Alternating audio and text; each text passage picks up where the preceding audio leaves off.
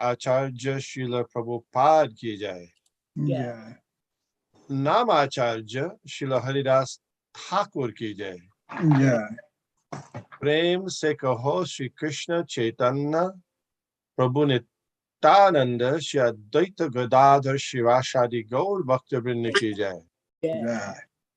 Shri Shri Radha Krishna Gopa Gopinath Shyam Kund Radha Kund Giri Govardhan ki jai.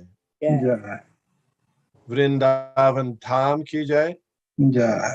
Navadvip Dham ki jai. Yeah. Ganga Mai ki jai. Yeah. Jamuna Mai ki jai. Yeah.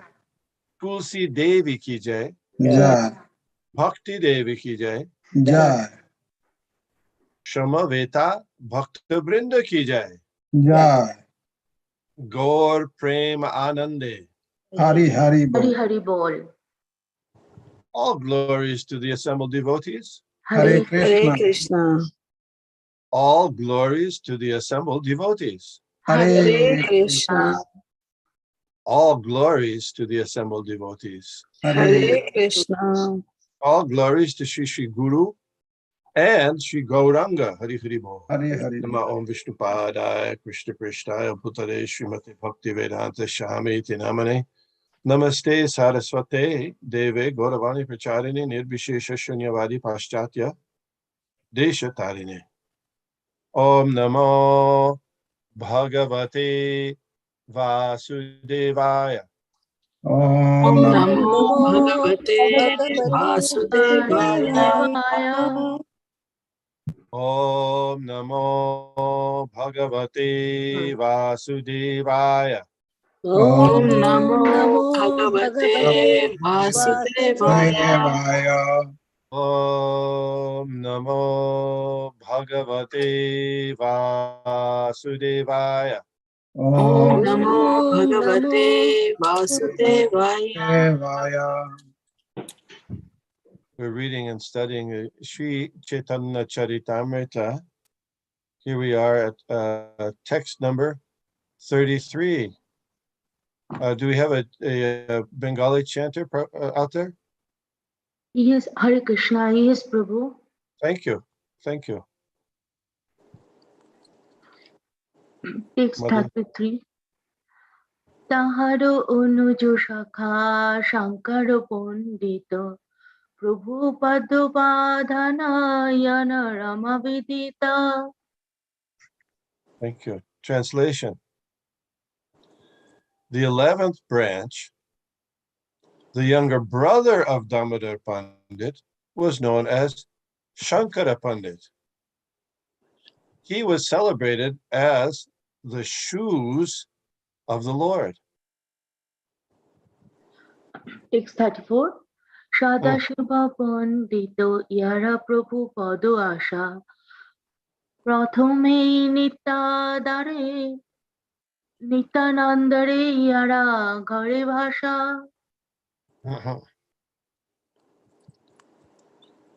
I don't know who's controlling the screen. There we go. Sadashiv Pandit, the 12th branch, was always eager to serve the lotus feet of the Lord. It was his good fortune that when Lord Nityananda came to Navadvip, he resided at his house. Purport. It is mentioned in the Chaitanya Bhagavat, Antyakanda, chapter 9, that Sadashiv Pandit was a pure devotee and that Nityananda Prabhu resided at his house. Om Agyana Timirandasya Gyananjana Shalakaya Chakshurun Militam Jena Tasmai Shri Gurave Nama Shri Chaitanya Manobhishtang Stapitang Jena Bhutale Swayam Rupa Katah Mahyam Dadati Shapandantikam. Jai Shri Krishna Chaitanya Prabhu Nityananda Shri Advaita Gadadhar Shivashadi Gaur Bhaktivinoda. Hare Krishna, Krishna Krishna, Hare Hare, Hare Rama, Rama Rama, Hare Hare. Before speaking, I'd like to ask permission and blessings from senior devotees, by age, by advancement in Krishna consciousness or involvement in the Hare Krishna movement. Thank you. I just wanted to mention here a couple of things couple of things from last time that I didn't explain as thoroughly as I wanted to. One was there was a verse previously about Jageran Independent being one of the original devotees of the Lord. Do you remember that from last week? So I wondered about that. So I looked a little bit into it. So apparently Jageran Independent was there in Lord Chaitanya Mahaprabhu's childhood in Navadvip. He was also there at the sannyas ceremony for Lord Chaitanya, and then he came with Lord Chaitanya also on his first trip to Jagannath Puri. So although it's not specifically mentioned, that's how I understood he's one of the original devotees of Lord Chaitanya. Make sense? Yes.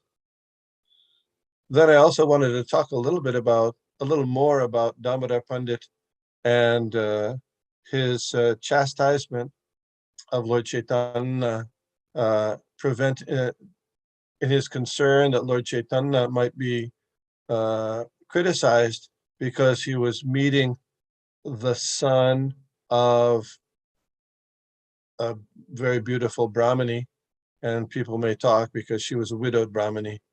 Remember that? Yes. Yes, Prabhuji. Yeah. So I wanted to mention, which I didn't mention last week. So just because Lord Chaitanya apparently didn't take the instruction of Damodar Pandit, at least we don't hear that he did. We don't see, it's not mentioned specifically that he continued to see the boy. Did you have we heard anything about that? You mean after he sent Damodar Pandit away to Nadia? Yes.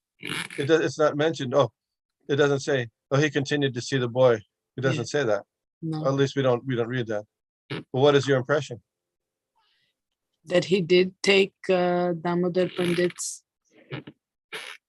I mean, he considered that suggestion. I'm sure he considered it, but he responded to Damodar Pandit in a negative. He called him impudent. Don't you remember that? Yes. He called him impudent, and we mentioned last week that the way that Damodar Pandit said it, he directly criticized Lord Chaitanya. Instead, he could have said, "Oh, Mahaprabhu, I'm a little worried that people may criticize. What do you think?" He didn't say it that way. He said, "Look, you got to stop." So anyway, even though it's not mentioned, I had the sense that Lord Chaitanya continued to see the boy. But anyway, whatever it is, it's speculation on my part or your part, so we can't say. But in any case, it's true that Lord Chaitanya, in his position as a renunciant, Brahmin renunciant sannyasi, was concerned about the perception of the general people, the mass of people. It's not that he just blow off those concerns. Do you know any examples of that? Yeah, Prabhuji, you told Lord Ramchandra, the washerman blamed his wife. So similarly, people can talk about Lord Chaitanya. Yes, and so Lord Ramchandra and Sita. I'm thinking about specific activities of Lord Chaitanya Mahaprabhu himself that reflect how his concern over the what people think about. When Ramachandra Puri, What about Ramchandra Puri? he criticized Lord Chaitanya for eating too much. Yes. And so Lord Chaitanya cut back on his eating, and the devotees became very upset. That's true. That's true. Also, his reason for taking sannyas, so that he would be, when he took sannyas at a very early age because he felt that as a sannyasi his teachings would be accepted. Yes, by all, everybody had it was the custom to offer respects to a sannyasi, no matter who you are. So even the impersonalists and everyone would do that. So he was very concerned about that. I see Acharya Prabhu has his hand raised. Thank you. Hare Krishna.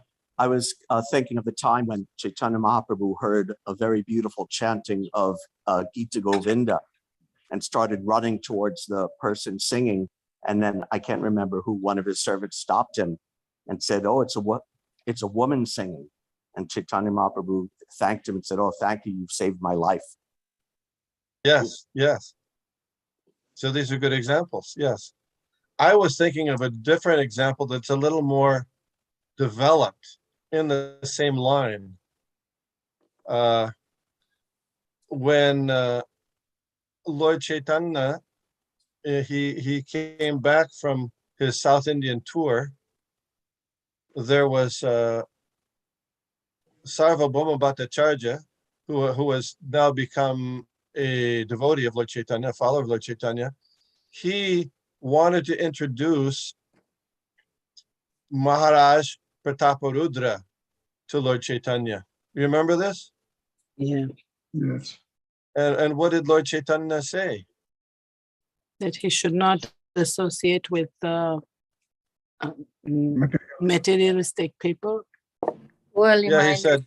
is having opulence. he said, you know, for a renunciant to associate with intimately with a king or a woman is very detrimental. That's very bad. So then you know what Sarvabhauma Bhattacharya said? He said, well, but he's a great devotee. So then Lord Chaitanya said, you can say whatever you want, but if you want me to meet him, I'm leaving. I'm not staying around here. Very strong, wasn't it? Yeah. So then, I mean, it's a whole progression of things of what happened. Then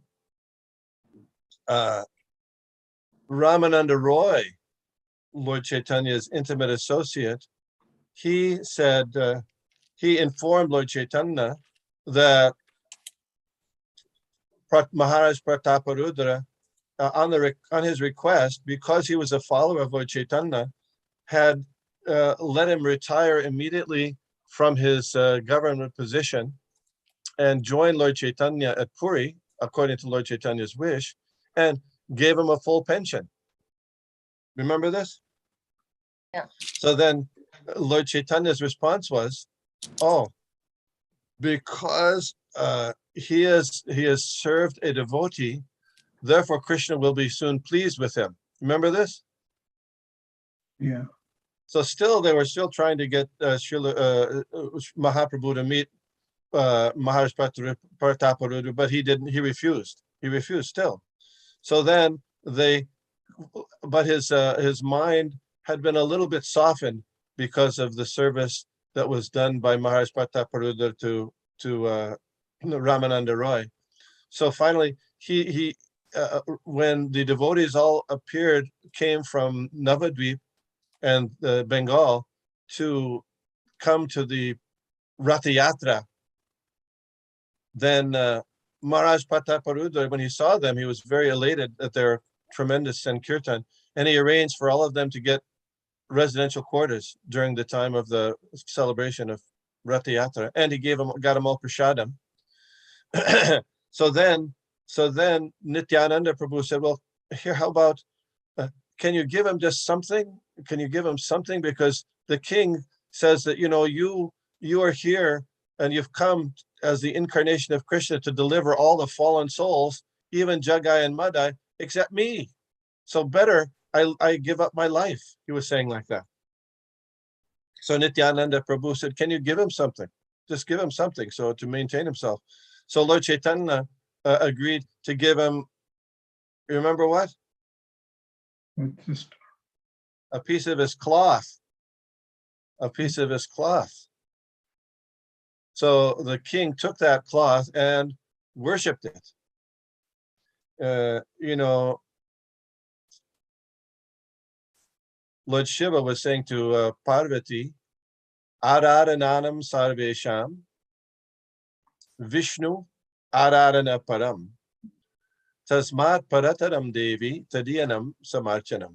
Of all kinds of worship, this is Lord Shiva saying to Parvati, of all kinds of worship, the best kind of worship is worship of Vishnu. Vishnu, yeah. Tasmat Parataram Devi. But even better than worship of Vishnu is what? Vishnu devotee.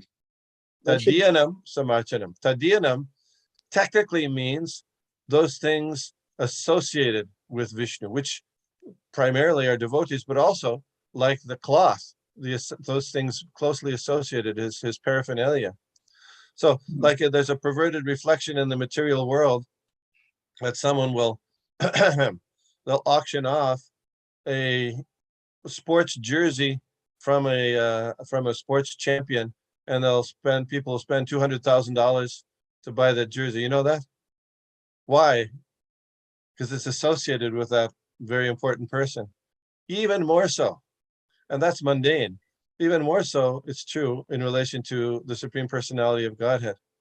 So Maharaj Prataparudra then was worshiping Lord Chaitanya's cloth, and then his son went to see Lord Chaitanya, and Lord Chaitanya gave him mercy. Remember this?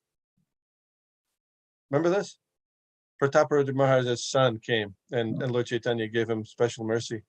And later, taken the suggestions of Sarvabhauma Bhattacharya, the king dressed as a Brahmin. And during the Rath Yatra festival, when Lord Chaitanya and the other devotees were taking a little rest in a garden near the Gundicha temple on the way from Jagannath temple to Gundicha, he approached Lord Chaitanya in the dress of a Brahmin and started chanting Srimad Bhagavatam verses and touching Lord Chaitanya's feet. And then Lord Chaitanya embraced him. So in that way, he was able to associate with Lord Chaitanya eventually. Oh, one thing I forgot. One thing was also Lord Chaitanya appreciated very much. Do you remember what that one more thing was? How Lord Chaitanya appreciated Prataparudra Maharaj? The humble position of sweeping, Yes. Mother Golokan. Yes. He took the broom, which was the golden handle, and at the beginning of the Rath Yatra parade, he took it and swept the way for the Lord Jagannath cart. So Lord Chaitanya was especially pleased by that. So anyway, but what do we get from all this? From all this, Lord Chaitanya is very, very reticent to meet face to face this king, he's a devotee. What do you get from that? Are there any lessons there?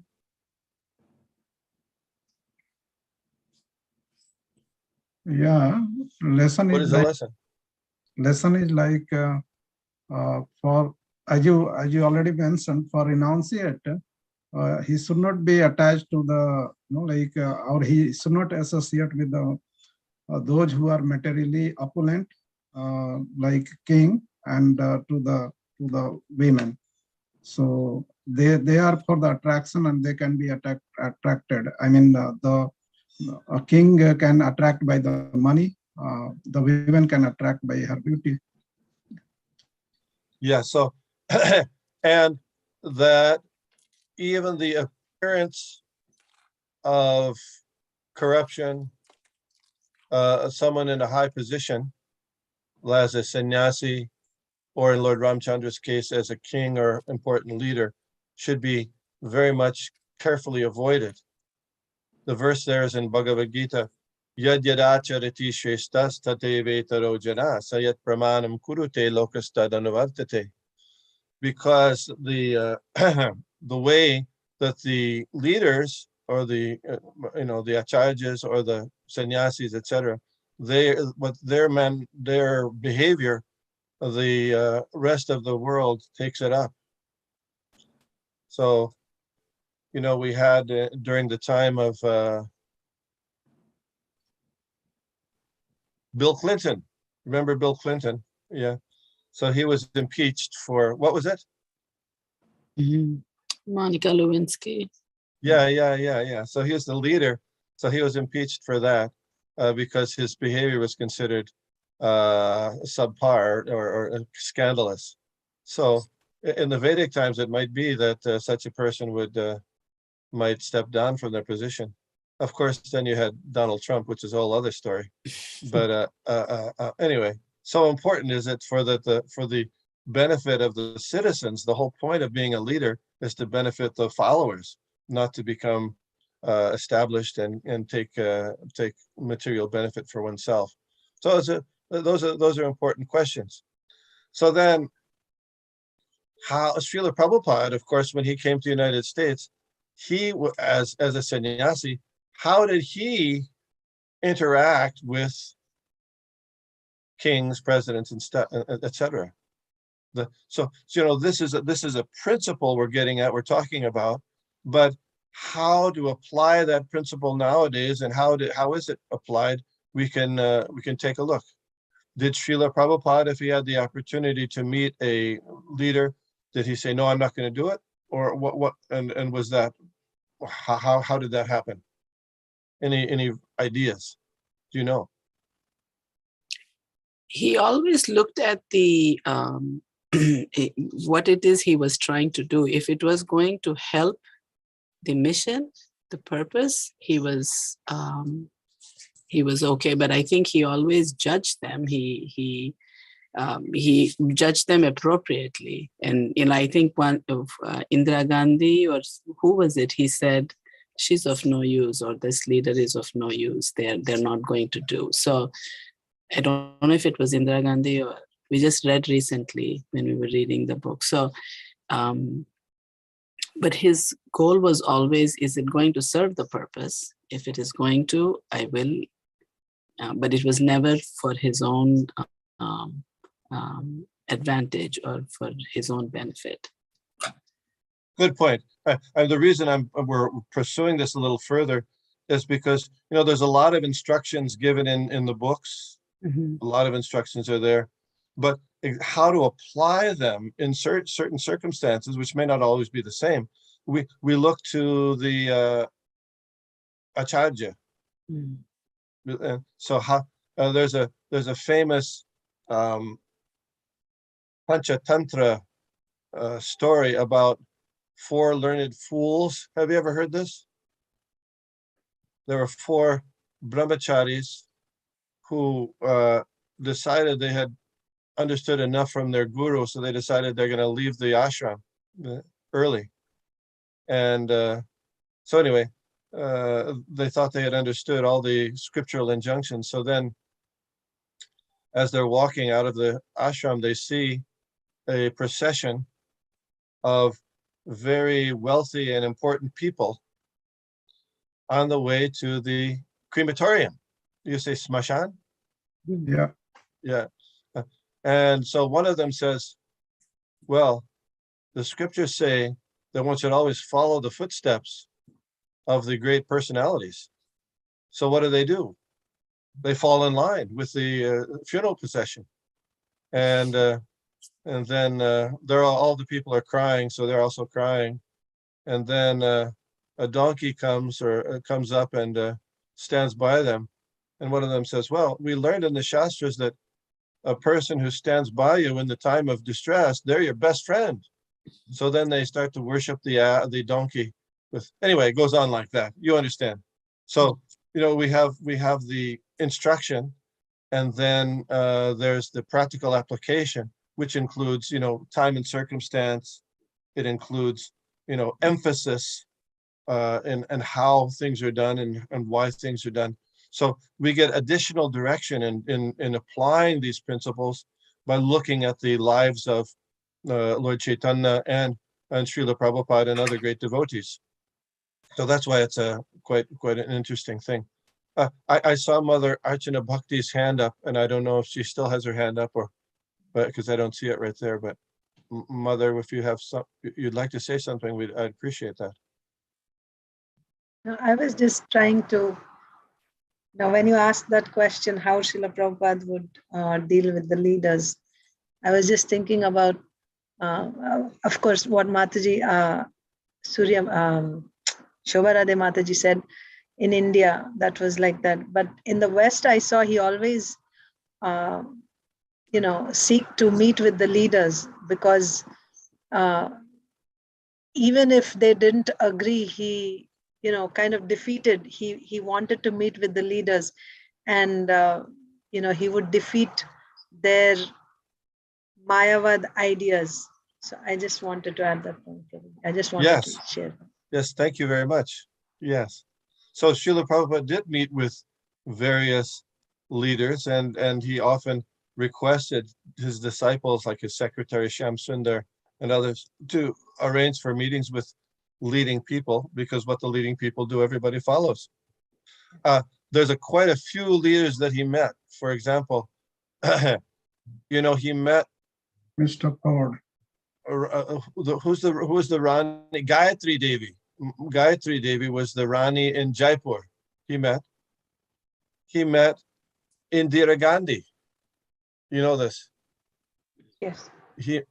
When he went to Paris, he met the representative of the mayor there, and so how he dealt with those circumstances is quite instructive. I have the meeting with the mayor or the vice mayor in Paris is described in a book written by Yogeshwar Prabhu, and I thought I'd read a little bit about that. It's very interesting how he did things there. I wanted to add something. When he went to Yes. visit Mauritius, he wanted to meet Yes. the prime minister. But Did he meet him? actually he canceled it because he saw, somebody says they saw in the TV, the prime minister is inaugurating a slaughterhouse, chicken slaughterhouse, in Mauritius. Prabhupada just said cancel his meeting, didn't go. Oh wow! So he's very careful about that. Yeah. Not sanctioning that kind of thing. Okay. Yeah. I especially like this interaction that Srila Prabhupada had, because it's told by Yogeshwar Prabhu, who was actually there at the time. So there's a few nuances that I thought were good here. On August 9th, 1973, Prabhupada entered Paris's City Hall, the fabled Hôtel de Ville. The 5-block wide landmark had been commissioned in 1533 by King Francis I and completed in 1628, almost 100 years in the making, during the reign of Louis XIII. From its balconies in 1870, the establishment of the French Third Republic had been declared. Prabhupada strode across the marble-arched hallway and noted the elaborate frescoes, gold-leafed columns, and carved inlaid furniture. The chief of protocol, a handsome woman wearing a black Chanel dress and pearl necklace, invited him to sit on a 19th century gold-leafed wing chair, the seat of honor for visiting dignitaries. She invited me to sit in a more modest chair next to him. That's me means Yogeshwar Prabhu. Yogeshwar, Prabhupada said, leaning towards me, you translate. That the reception was happening at all fell just short of miraculous. The elegant chief of protocol would forever be blessed, I thought. She had met devotees in Charles de Gaulle Airport the month before. Both she and they were there to greet the mayor of Bombay. The devotees described Prabhupada's preeminence as an ambassador of Indian culture, spiritual culture, and the chief of protocol commented that Prabhupada too deserved a proper reception when he came. Just before the reception was to begin, the woman explained in French the procedure for an official reception. As she spoke, I translated for Srila Prabhupada. When the mayor arrives, I said, you are supposed to stand up.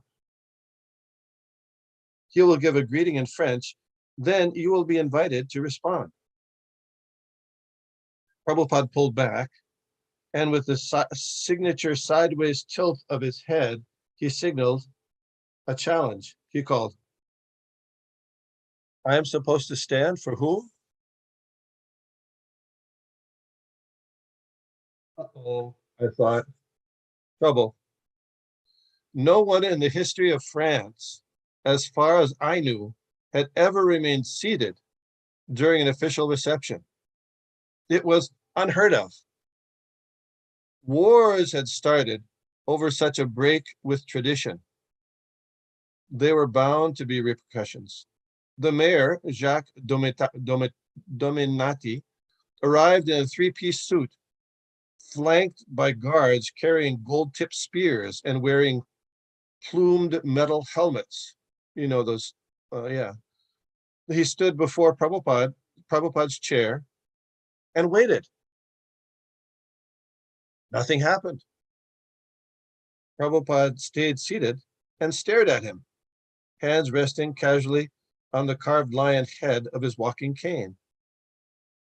The mayor looked anxiously at the head of protocol, as if to inquire, has this Hindu not been told the rules? The head of protocol glowered at me. I pretended to make notes, not daring to look at her. The mayor's expression changed from cordiality to disgust. If slow-burning coal had a face, it might have looked like this. The photographer snapped away, single clicks, accelerating into machine gun fire, and with each passing second. This was front-page stuff. Prabhupada remained motionless, as though sitting for one of the 6-foot-tall paintings of French kings adorning the walls.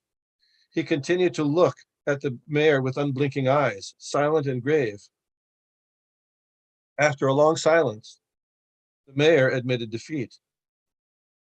His face softened into a smile, and he began his welcoming address, elaborating on the many dignitaries who had been received in the same room over the centuries, and how appropriate it was to receive Bhaktivedanta Swami, since France had honored spiritual values throughout its distinguished history. Vishaka's photo of the moment, the mayor standing, hands outstretched to Prabhupada, seated majestically before him, formed an iconic image of Krishna consciousness penetrating the world beyond India's borders. Yes. Okay. So that's an interesting, what did you note about that?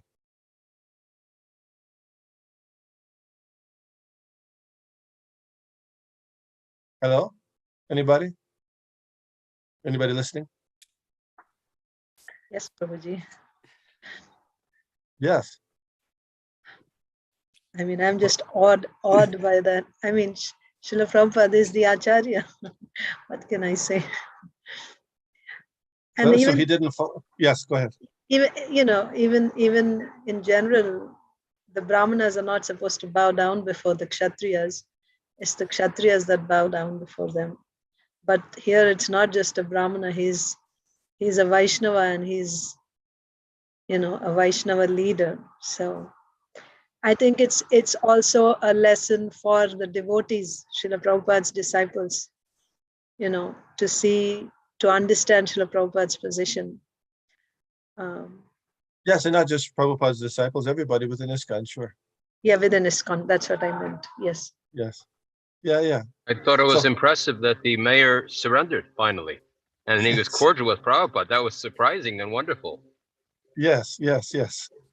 Listen, so there's many different times when Srila Prabhupada met dignitaries. He met the U.S. ambassador to India.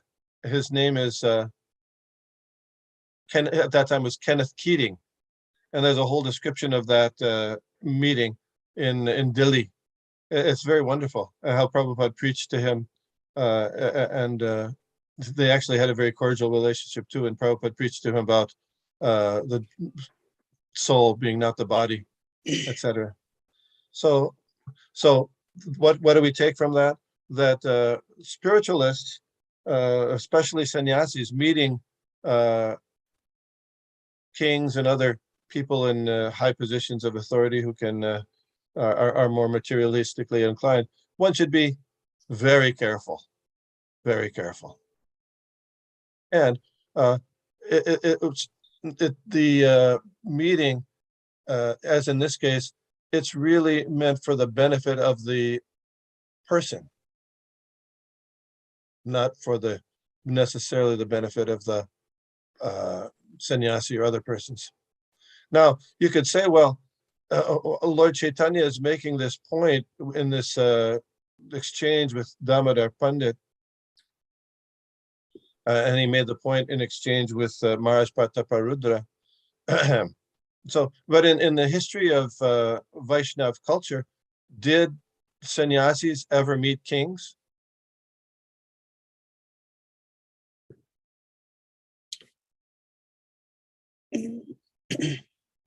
Yes, they did. Like examples? Narad Muni met kings all the time. Yeah, he met Kamsa, right? Yes. Who was a materialist. He had his purpose, as you mentioned, he had his purpose. He also met Yudhishthir. Of course, Narad Muni technically is brahmachari. You have the Nava Yogendras. They met Maharaj Nimi, and you have Vishvamitra, who met Dasharat, right? The Vishvamitra met Dasharat. So Dasharat asked him, when he met him, how is your progress in freeing yourself from birth and death? Just like you meet somebody and say, how's your business going? Well, the business of the sadhus is how you, okay. So anyway, these things are, so the sannyasi particularly is concerned about public opinion, as shown by Parikshit and Shukadev. Sure, very good, Acharya Prabhu. But for the benefit of the persons, benefit of the public. Now, how might that translate into other areas? Do devotees, are they concerned about public opinion in their ordinary dealings? What do you say? I think it is very important. Even yesterday, I think we were talking about that. When we represent ISKCON, we have to make sure that we are acting appropriately everywhere, so that, like Mother Shyamala Gopika was saying yesterday, Jayananda Prabhu was seen somewhere, and then they said, he's attached to ISKCON, so that means ISKCON must be very great. So that way we should be aware of our actions. And Yes. There was a movie made in India in the early 70s, Dam Marudam. You know this one? Dam Marudam. Anyway, they thought that they're trying to put forward the idea that Hare Krishna people are hippies and smoking ganja, but that had certainly a very strong effect in India. The people would ridicule the devotees, but even though it was not based on any fact. So devotees especially are concerned about doing things properly, not just because of their own personal, but for the benefit of the movement. If people see the Hare Krishna movement as a beacon, as something positive, then that gives them more people the opportunity to delve into it and try to understand it and improve their lives. So it's a big deal. It's a big deal. So Srila Prabhupada was very happy when there was court cases in India, in New York, when devotees had been accused of brainwashing, other devotees, holding them in the temple against their will. And there was a wonderful decision by the Supreme Court justice in New York showing that this was nonsense, throwing out the charges. And the Prabhupada especially appreciated that, because that opened the door for more people to understand what is the Hare Krishna movement. Ramshyam Prabhu, you have your hand up. Yeah, Hare Krishna Prabhuji. So I wanted to just look into, like, Srila Prabhupada did not stand up when mayor came. So, like, we can take the example of Daksha and Lord Shiva. So even Lord Shiva, when Daksha was Daksha came, so all other demigods in stand up and paid obeisances to the Daksha, but Lord Shiva did not, because of like, that way, if we see the position, so Lord Shiva position was quite higher. So that's what he did not. So one, if we see the verse for being Srila Prabhupada, the Acharya in Srimad Bhagavatam, there is Acharya Mam Vijaniyan No Manyat Karachit. So means the meaning is like Acharya's positions are very high level. Even they are the representative of the Krishna. They are representative of the demigods. So keeping that in mind, we Srila Prabhupada did not stood and paid the like obeisances there or whatever. He did not, because he's having the higher position in that way, and that's what Acharya Prabhu is saying, that after that that mayor surrendered him, and he has started following Srila Prabhupada. So keeping position in mind, so we cannot imitate the same, like we are also Vaishnava and some mayor is coming, so we should not stand up. No. So it Srila depends. Prabhupada was a sannyasi there, right? Sannyasi and Acharya. We may not be in that position, right? There's a difference, correct? Yeah. Pakishan Prabhu, you have your hand up. You have to unmute. Hare Krishna, thank you. So on this point of, I guess, how we represent ourselves as a society in the broader society, there seems to be a line that is somewhat difficult to understand in how much do we accept and try to present ourselves as the same as those who are in modern society, and how much do we present ourselves as an alternative to modern society. Because on one side, the more we present the differences that we have, the more, in a way, ostracized we become from the broader public. But what it seems like is there is a trend within ISKCON in general to try to fit in or to become relevant, so to speak. But the tendency is to possibly just become irrelevant and the same as every other kind of society out there, when ISKCON actually has the answer, a very specific, different answer than what modern society is presenting to everyone else. If we try to present ourselves in a way that we fit in, it almost makes it so that we're just the same, and then people just gloss over it and don't have any it's not different. So how can we understand that dichotomy of trying to fit in but also maintaining the huge differences and the very strong kind of facts that Srila Prabhupada presented and that are in the Srimad Bhagavatam that stand so differently than what everyone else believes in the modern world? Like, how to understand our ability to walk that line. Yeah, I hear your question. It's a very good question. There's all kinds of opinions on that point, I'm sure. Srila Prabhupada was an ambassador of Lord Krishna, Lord Chaitanya to the Western world. So he had to negotiate and adjust all these things in his as he was preaching.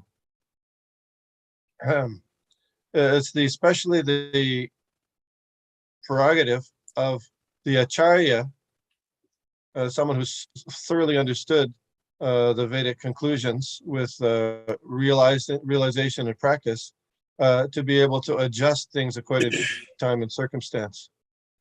So my simple question to that is, Dharma tu sakshat bhagavat pranitam. We try to follow in the footsteps of Srila Prabhupada. And, he gives instructions and he gives example. So in his letters, in these biographies, and in his purports, he gives specific examples and instructions about how to negotiate those things. So the safe way to do it is to try to follow his footsteps. He dealt with it. That's my answer. I know other people might have other answers.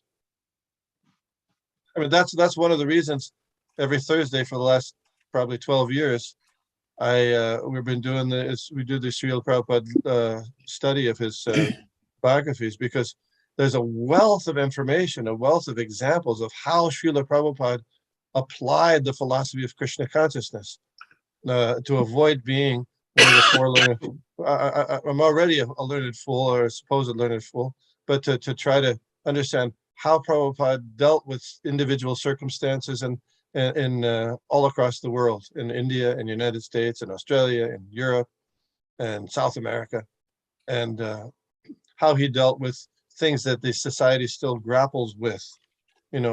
How did Srila Prabhupada himself deal with, women disciples? These are very, very important questions. What was his emphasis? How did he do it? How did he approach doing the kirtans? How did he give classes? How did he deal with, his disciples dealing in the married life? All these kinds of things. There's a wealth of information, and we can consult that. Just Mother Archana Bhakti has this comment. Prabhuji, I was thinking from our level, it is, as they say, save yourself before you save your neighbor. So for us, it is very important to, especially the way we dress or the things that we do. First of all, we do that to keep ourselves in Krishna consciousness. I think that should be the first priority, because unless we are maintaining that standard, how can we help anyone else? So if it, and again, it includes what you said, and why we do this is that's from the example of Srila Prabhupada. We learn from Srila Prabhupada's example, from the examples of our previous, predecessors. So I would not compromise personally on my own practices, because what I do to please my superiors. And when my superiors are pleased, then I get the empowerment, I get the strength to reach out to others. If I compromise on this principle, then if I simply try to, as Sean Prabhu said, try to fit in, and I won't have anything left in me after some time to actually share with others. So I would not compromise with that. I would maintain my own, and to whatever extent I'm able to reach out. Of course, I'm not talking on the level of Srila Prabhupada. I'm just talking about my level. At my level, I would first maintain my Krishna consciousness, whatever is important, and then to whatever extent possible, while maintaining that, I would try to reach out to others, depending on the mercy of my predecessors. They can act through me and they can bring others. That's not really within my capacity. Thank you. Thank you. Hare Krishna, Prabhuji. Can I add something a little bit? Yes, you may. Is that Mother Shubhan? Yes. Thank you. Thank you. I'm learning a lot from everyone.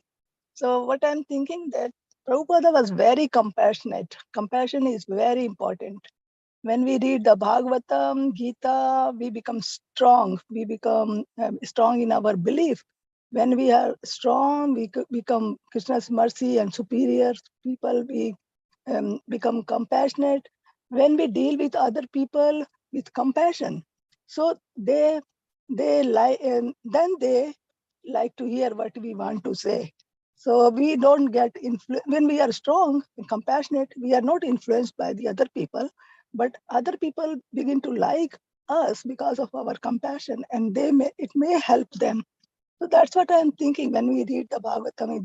This class is helping me very much, and everyone's association to become not I'm not that compassionate, but helps to become compassion. And this compassion is I think that Prabhupada was very, very compassionate. Whenever I hear his video, and we all hear, so I really feel the compassion and how he showed affection for everyone. When we are compassionate, people listen to you, and they they begin to understand what we want to say. So that's Yes, what I'm thinking to yes, say. yes, yes. Thank you. That's a very good point. Very good point. In a comment I'd make about in ISKCON, there was a big controversy, probably around 1972 or 3, about devotees going out on Sankirtan.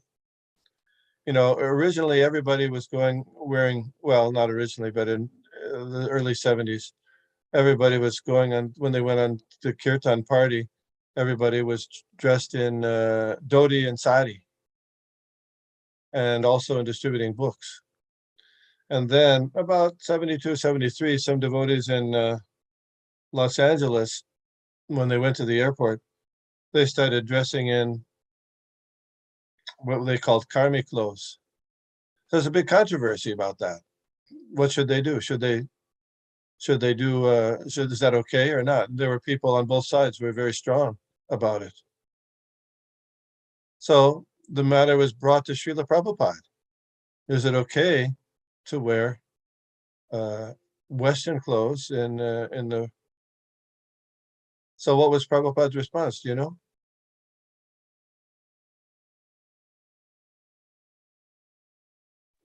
If it's effective in distributing more books, then it's okay, but we should not lie and things like that that would cast a bad impression. Yeah, he said he didn't want that. That's Jai Govinda Prabhu. Haribol. Nice to have you here. Hare Krishna. So he was, when he was first described to him by Rupanuga Prabhu about what was going on, Prabhupada had the impression that the devotees were getting dressed in crummy clothes like hippies, and no, Prabhupada said, as long as they look like first class ladies and gentlemen, then it's fine. Just whatever however the book sales or the book distribution is maximized. In fact, if you look at the letters Srila Prabhupada wrote in the early part of the movement, these questions were repeatedly asked to Srila Prabhupada about whether it's important to wear the dhoti or sari when devotees were going to work. And Prabhupada said, no, it's not, that's, people won't understand. But for spiritual activities, devotional activities, yeah, most of the time. But yeah, so Prabhupada gave these instructions repeatedly, and we can check those things to get further understanding. And of course, there is some individual adjustments that can be made. I like to say WWSPD. WWSPD. You know what that is, Jai Govinda? What would Srila Prabhupada do? Yeah. What would Srila Prabhupada do? That's our yardstick. I mean, there's so many things, but let's see, what did Srila Prabhupada do in a similar circumstance? And we can, not that we're going to imitate, but we can be informed by that, so we can know a little bit what to do. So, in this case, we're talking about Damodar Pandit criticizing Srila Prabhupada, criticizing Lord Chaitanya about seeing the boy who was the son of a widowed, beautiful Brahmani. And it seems like Lord Chaitanya continued to see the boy, even when Damodar Pandit tried to stop him. Doesn't mean he saw the woman. No, he didn't see it, but he saw the boy. Just like he saw the boy of Maharaj Prataparudra very readily. So anyway, and of course, Lord Chaitanya is different than us as well. But the lesson is that we, especially those of us who might be in positions of leadership, it's very important to keep the faith of the followers by acting in such a way that's beyond suspicion. In the field of psychology, they have all these ethical rules that are, you have to follow if you're going to keep your license. Like you can't do business with your client. You can't have sexual relations with your client. You have to keep things confidential. Whatever they say, you can't blab it all over the world. Stuff like that. And the reason for those guidelines, ethical guidelines, is for that the general public develops faith in the quality of the psychological profession. So even more so important for those who are following Krishna consciousness, there are certain guidelines we follow. No eating meat, fish or eggs, no illicit sex, no intoxication, no gambling, etc. So even more so that people can have the opportunity to look up to devotees as people who have a spiritual understanding. Okay, I talked a lot. Any comments on Srila Prabhupada's statement of by hook or a crook, sell them a book? Yeah, but then he at the other side he said that don't cheat them, otherwise there'll be nonsense. Anyway, that by hook or by crook means anyway some way to get people to do it, but not to cheat them. You know that. Yeah. You know that. Yes, I do that. Sometimes people try to cheat, but that wasn't approved. When devotees in New York, I was there. They started doing collections, saying, "Oh, we're feeding people in India," and they were. Or Bangladesh. Well, I don't know Bangladesh. It was when they started the food distribution program in Mayapur. They got some just food from the USAID through Kenneth Keating actually, and so they were distributed. So then devotees were going out saying that they were feeding people in India. They had pictures on their buckets and people would give a donation. So when Prabhupada heard about that, you know what he did? No. He said, "Okay, give the money. So he had the New York Temple send several $100,000 to India for the building of the temple, and he said so we can distribute prasadam here, but you can't do it falsely." It's mentioned briefly in Giriraj Maharaj's book that at a certain point in their negotiation in the Bombay Temple and in the Mayapur scheme, the New York Temple sent quite a bit of Lakshmi there to India for those two purposes. So that's very interesting. Thank you. Hare Krishna. Hare Krishna, Vishnugada. Hare Krishna. Hare Krishna. Pancha kalpatarubhyascha Panchakalpatarubhyascha kripasindubhyevacha patitanam bhavanebhyo vaishnavebhyo namo namaha. Premadante Hari Hari Bo. Hare Krishna. Thank you. Hare Thank you very much, Prabhuji.